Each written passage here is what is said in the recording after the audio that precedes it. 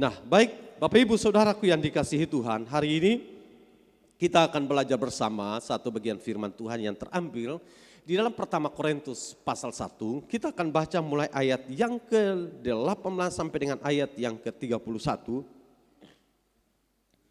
Pertama Korintus pasal 1 ayat 18 sampai dengan ayat yang ke-31, yang sudah dapat katakan amin.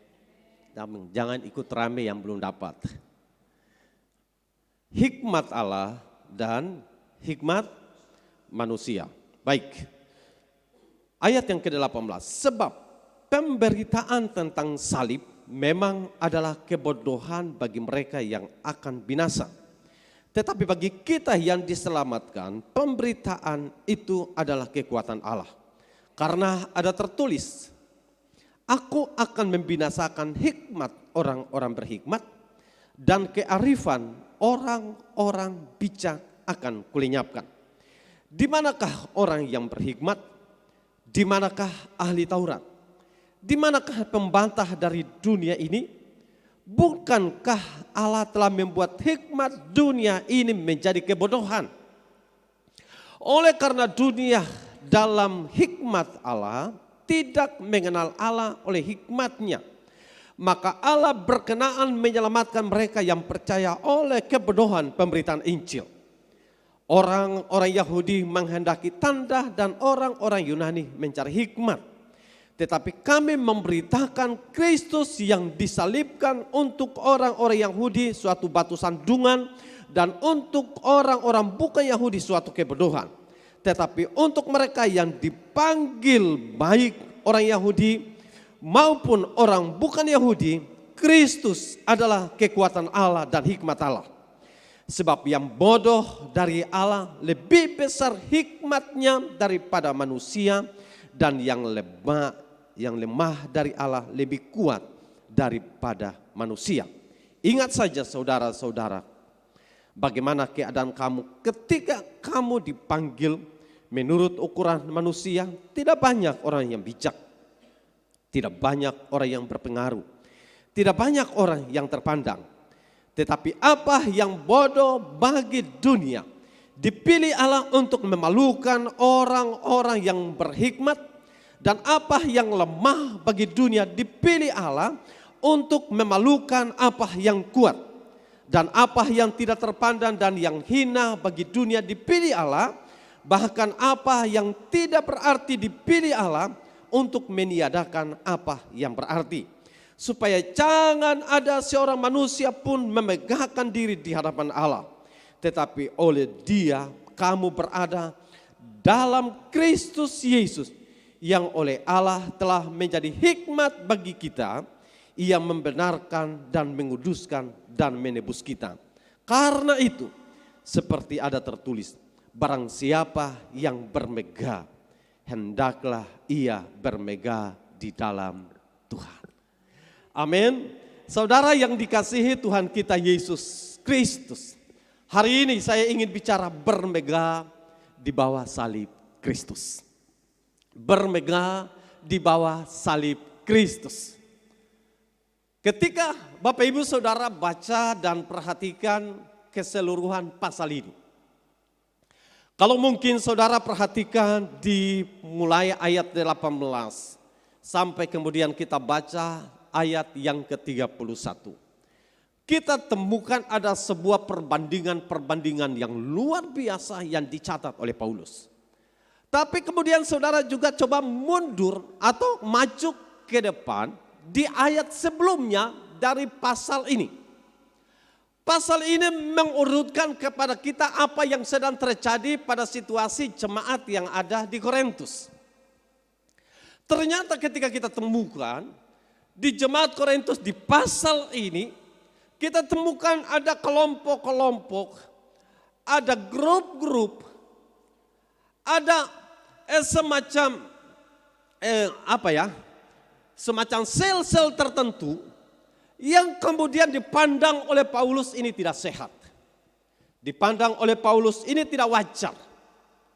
Lalu kalau kemudian saudara mencermati baik-baik, saudara temukan di sana bahwa Paulus menginginkan jemaat yang ada di Korintus menjadi jemaat yang fokus bukan kepada satu pribadi dengan pribadi yang lain.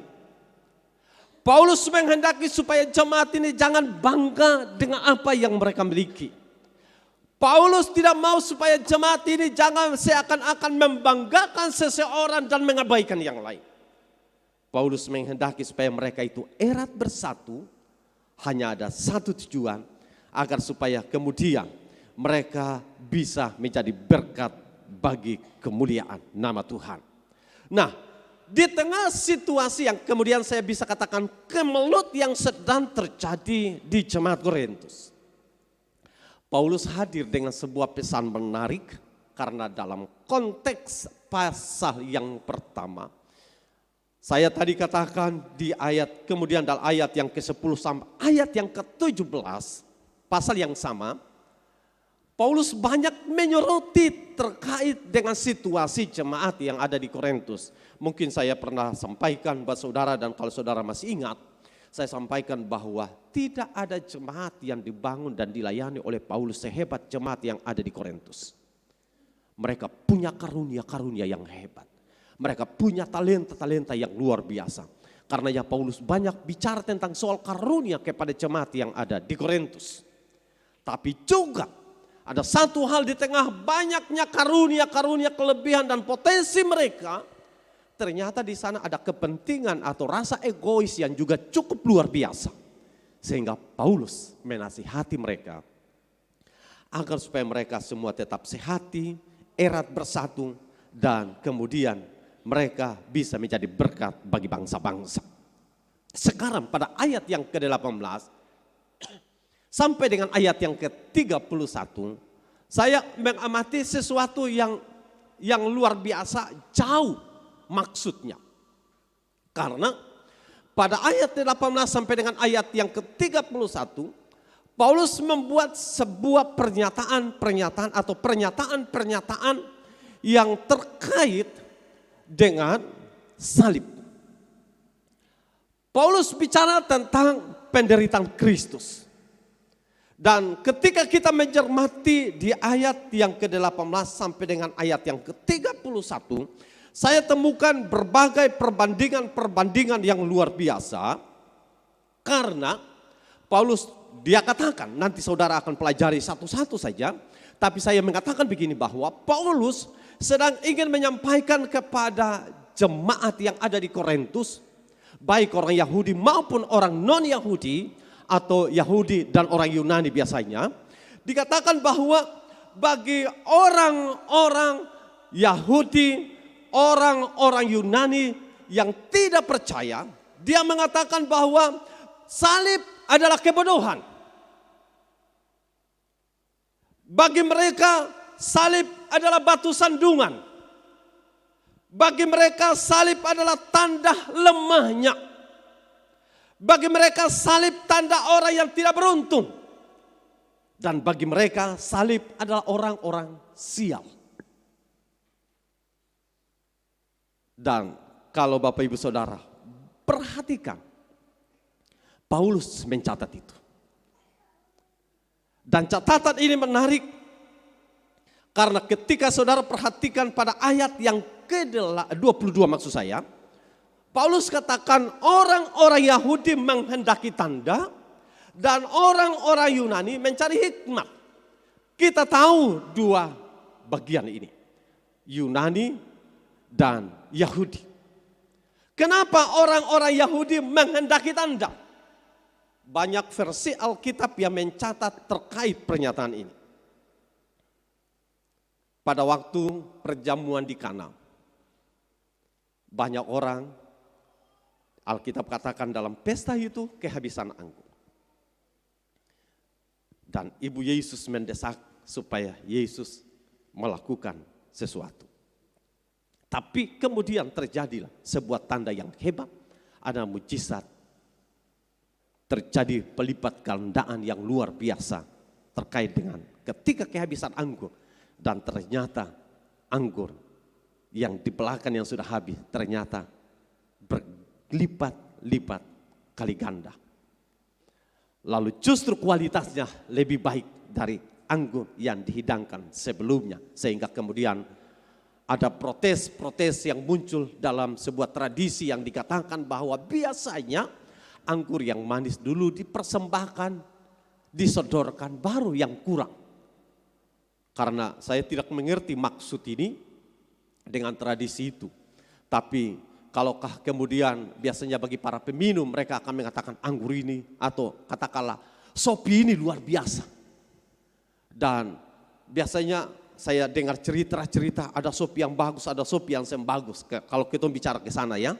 Nah, tapi kemudian dalam tradisi ini anggur yang bagus dihidangkan belakangan. Tapi itu satu tanda. Tapi kemudian masih ada banyak tanda-tanda yang lain yang oleh orang Yahudi menghendakinya. Tapi satu bagian yang kemudian bagi orang Yahudi yang belum percaya, mereka menganggap bahwa orang Yahudi yang percaya adalah sesuatu yang dibutuhkan untuk dibuktikan oleh Yesus bahwa benar dia adalah Mesias.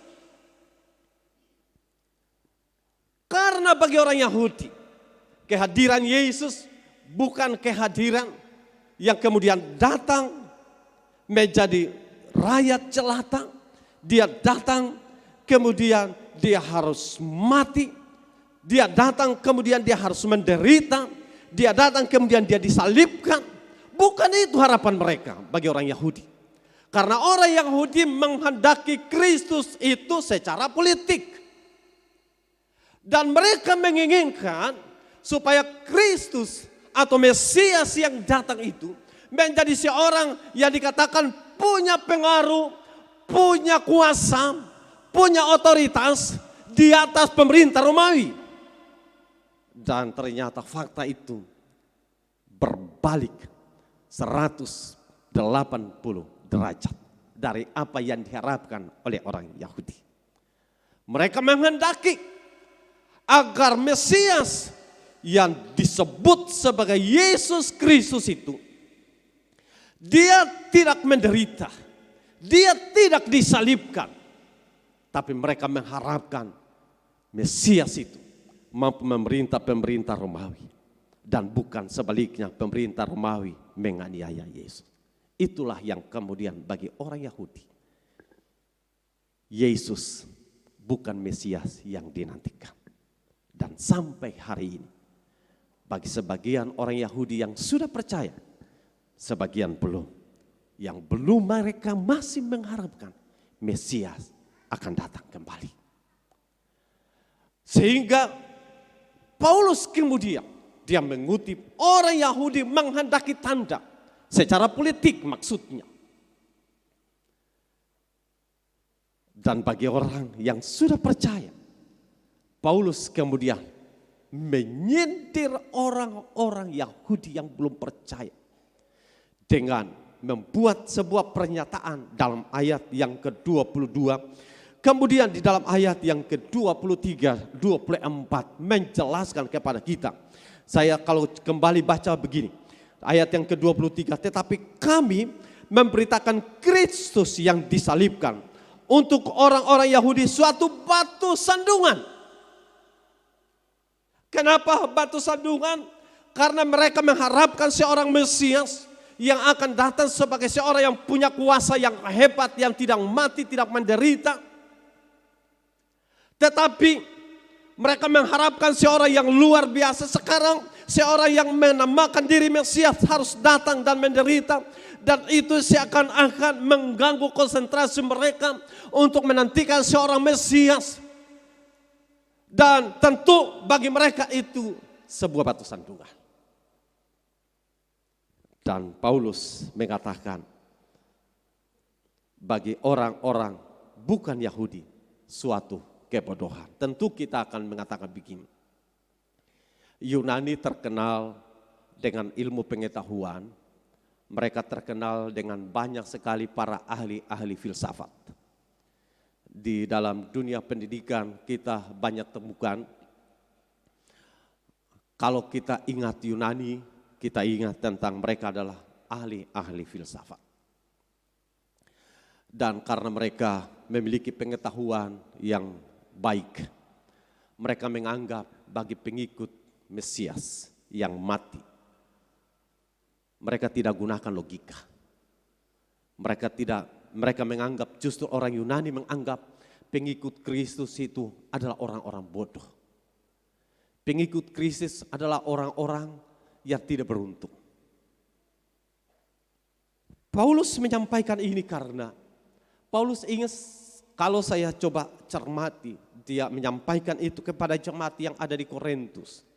Mungkinkah kemudian saya amati, jangan sampai orang Yunani yang bertobat, mereka masih juga punya pemikiran demikian. Tapi kalau kemudian kita berbicara pada konteks yang kedua, orang Yunani yang belum percaya, dan Paulus menyampaikan ini dengan, kalau kita merenungkan, maka Paulus ini bicara dengan sangat keras. Dia menyampaikan tidak main-main. Karena dalam ayat yang ke-25 dikatakan, sebab yang bodoh dari Allah lebih besar hikmahnya daripada manusia. Dan yang lemah dari Allah lebih kuat daripada manusia. Jadi kalau kemudian kita menyimpulkannya begini, yang bodoh saja tidak dapat mampu membuat keseimbangan dengan yang pintar di dunia ini. Apalagi yang pintar dari Allah. Amin. Yang bodoh dari Allah saja Alkitab katakan, tidak dapat mampu manusia membuat keseimbangan. Karena ini bicara di dalam konteks kesombongan manusia. Kesombongan orang Yunani, kesombongan orang Yahudi. Dan oleh Paulus mengatakan bahwa yang bodoh dari Allah, dikatakan sebab yang bodoh dari Allah lebih besar hikmatnya daripada manusia. Kalau kemudian kita coba kembali kepada masa ketika Yesus melayani, dia cari murid-murid. Bukan dia cari murid-murid di tempat-tempat pendidikan. Bukan di tempat di sinagog. Yang biasanya sinagog itu adalah tempat belajar Taurat. Tetapi juga mereka juga banyak belajar hal-hal yang lain. Yesus tidak cari di sana. Yesus cari kemana? Yesus cari ke pantai. Dia cari siapa? Mereka yang adalah orang-orang sederhana. Mereka yang adalah nelayan. Mereka adalah orang-orang yang tidak punya label pendidikan S1, 2, 3 dan macam-macam. Mereka tidak dikategorikan sebagai mereka adalah ahli Taurat. Karena pada masa itu biasanya orang pintar, mereka menjadi ahli-ahli Taurat. Dan Paulus di bawah bimbingan seorang Gamaliel, dia seorang yang pintar. Tapi dalam posisi ini Paulus paham, dulu dia menganggap mereka yang pengikut Kristus, mereka yang percaya kepada salib Kristus adalah orang-orang bodoh. Sekarang Paulus tidak lagi menilai mereka orang bodoh. Dan bahkan Paulus menilai dirinya sendiri bukan lagi orang bodoh. Karena ketika dia di tangan Tuhan, dia menjadi orang yang bijak. Di tangan Tuhan, dia menjadi orang yang hebat. Nah, kita kembali sebuah perbandingan menarik ketika Paulus katakan bagi orang Yahudi dan non-Yahudi, bagi orang Yahudi atau orang Yunani, salib adalah kebodohan, salib batu sandungan, tanda lemah, salib tanda orang tidak beruntung, salib tanda orang yang sial. Tetapi kemudian bagi orang percaya, salib itu adalah tanda kekuatan. Amin. Salib itu tanda kekuatan. Bagi orang Yahudi dan non-Yahudi, salib itu tanda lemah, bodoh dan macam-macam. Dan sampai hari ini pun orang masih menilai salib itu adalah tanda kebodohan. Kenapa? Karena mereka menilai, mereka berpikir dengan rasio sebagai manusia. Dan Kristus hadir Tidak seperti yang diharapkan oleh orang-orang Yahudi. Andaikan Kristus hadir sebagaimana yang diharapkan oleh orang-orang Yahudi, maka tentu orang akan mengatakan, ya karena memang dia adalah raja di atas segala raja. Dan karenanya kita tidak punya pilihan lain, kita harus ikut. Yesus hadir ke tengah dunia dengan cara di luar harapan orang-orang Yahudi, termasuk di luar harapan manusia. Karena Yesus datang, dia lahir di kandang yang hina. Dia lahir dari satu keluarga yang namanya keluarga tukang kayu. Dia harus hidup sebagaimana masyarakat biasa. Dia harus hidup dan harus menderita, disalibkan. Dia harus menanggung berbagai macam penderitaan. Dan itu bukan harapan orang-orang Yahudi. Yesus hadir di luar dari harapan orang-orang Yahudi. Termasuk Yesus datang di luar dari harapan, termasuk saya dan saudara mungkin. Kenapa? Karena Yesus ingin melakukan sesuatu bukan dengan cara manusia. Yesus datang dengan cara yang dikehendaki Bapa di sorga. Karenanya apa yang kemudian dipandang bodoh dan macam-macam, bagi kita orang percaya salib adalah tanda kekuatan. Amin. Berikutnya kita harus ketahui bahwa bagi banyak orang menganggap kita pengikut Kristus. Kalau kemudian Bapak Ibu Saudara ikut lewat di YouTube berbagai perbincangan, berbagai perdebatan, berbagai diskusi. Saya agak sedikit lucu kenapa materinya bukan materi Nabi yang lain, kepercayaan yang lain. Tetapi lebih cenderung menjadikan materi Alkitab sebagai materi pembahasan yang selalu menjadi sebuah pembahasan yang sangat-sangat ramai. Saya sedikit merenungkan kenapa bukan dibahas Alkitab atau dibahas kitab yang lain. Tapi yang dibahas adalah Alkitab. Mereka bukan agama Kristen. Tapi kenapa mereka suka bahas Alkitab? Harusnya mereka bahas diskusi kitab yang punya mereka.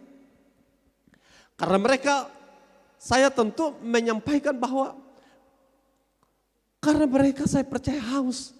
Kenapa? Dari sepanjang sejarah gereja. Orang-orang Kristen ketika mereka dianiaya. Orang-orang Kristen ketika mereka dibunuh. Mereka justru tidak gentar hadapi itu.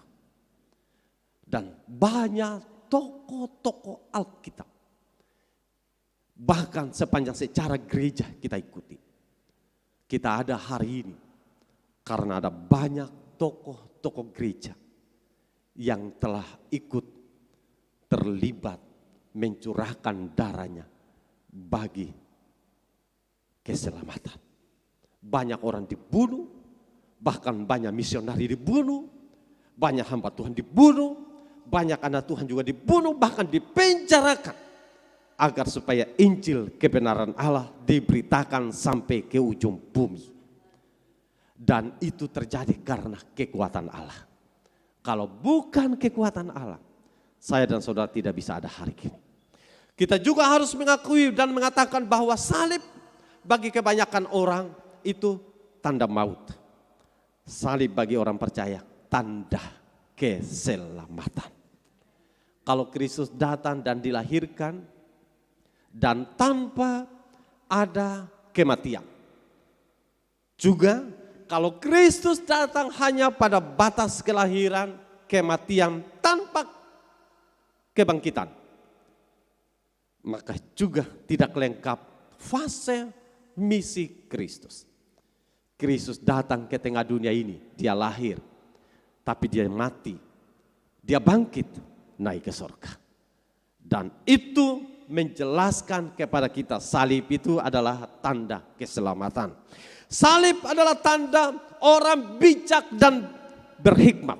Ingat, bagi orang Yahudi dan orang non-Yahudi, salib kebodohan, tanda orang tidak berhikmat, tanda orang tidak bijak.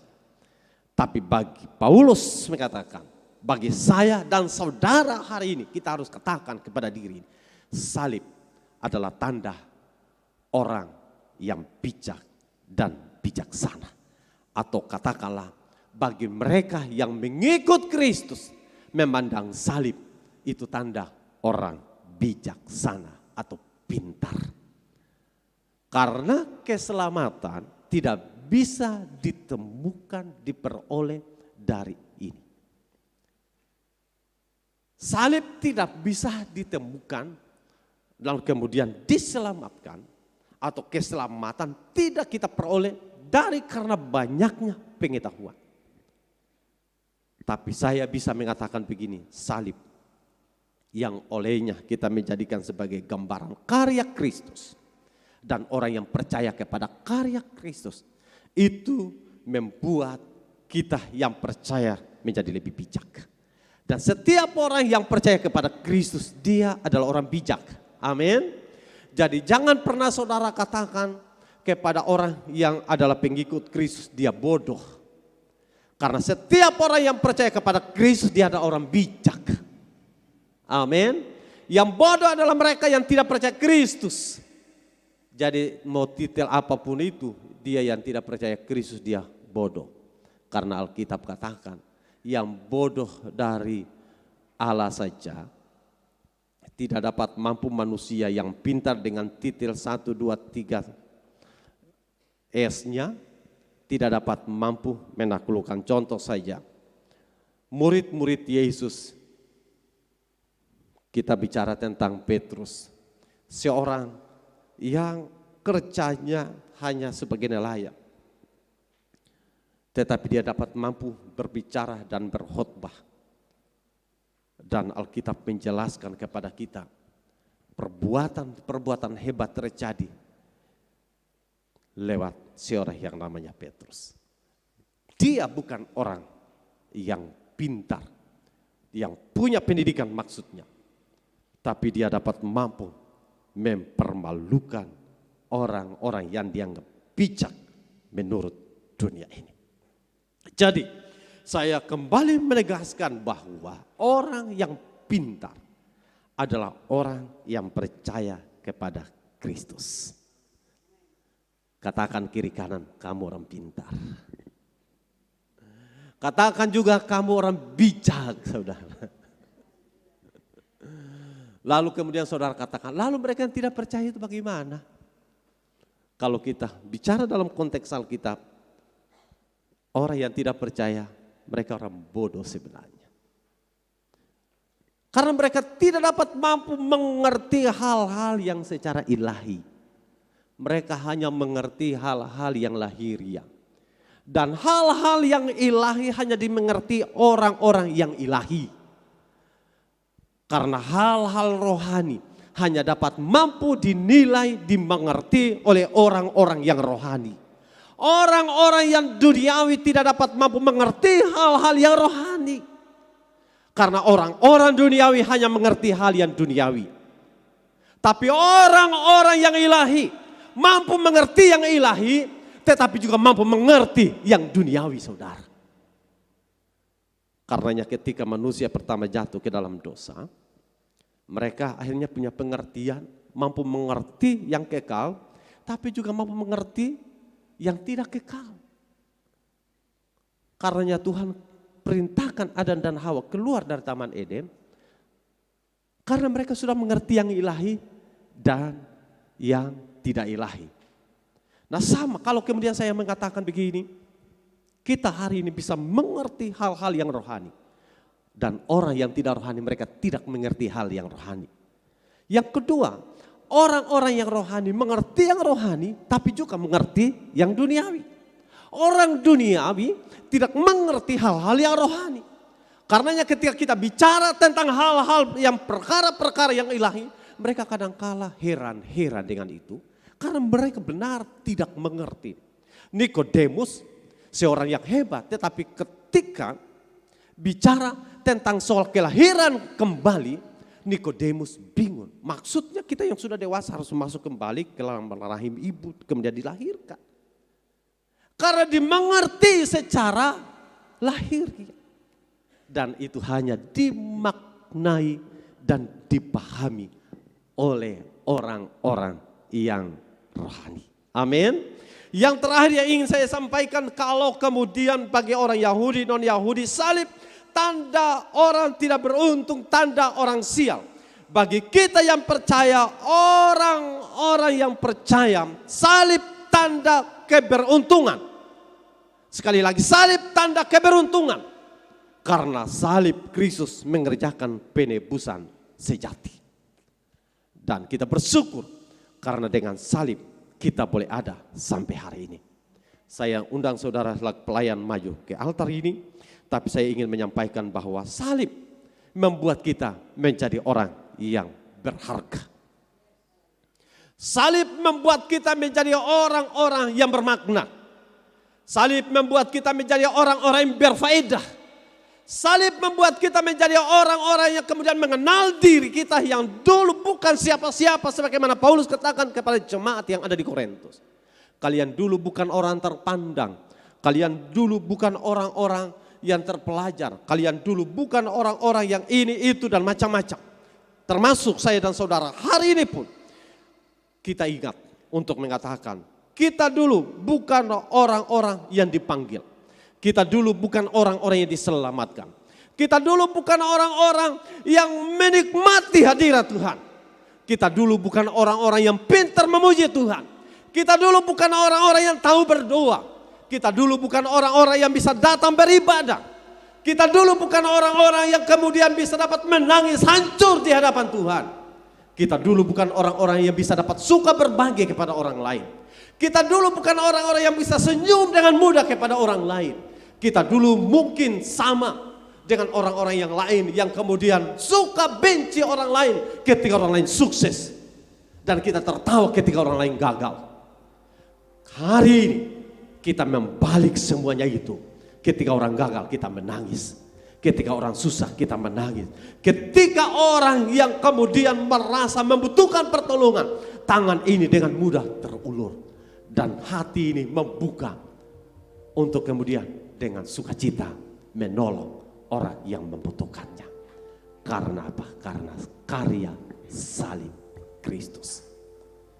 Karena karya salib Kristus, motivasi terbesarnya kasih. Karenanya dalam Injil Yohanes 3:16, karena begitu besar kasih Allah akan dunia ini. Karena begitu besar, jadi salib bukan karena Kristus ingin mengatakan saya bisa mati. Salib bukan Yesus sedang menunjukkan kalian tidak sehebat saya, bukan itu. Karena salib adalah tanda kasih Tuhan buat saya dan saudara. Kalau kemudian hari ini kita bisa merayakan hari kematian Tuhan, berapa banyak kali kita menyakiti hati Tuhan. Kalau hari ini kita semua datang dan merayakan, tapi pertanyaan, berapa banyak kali di antara kita yang telah mendustai Tuhan? Berapa banyak kali di antara kita yang mungkin bahkan kecewa dengan Tuhan?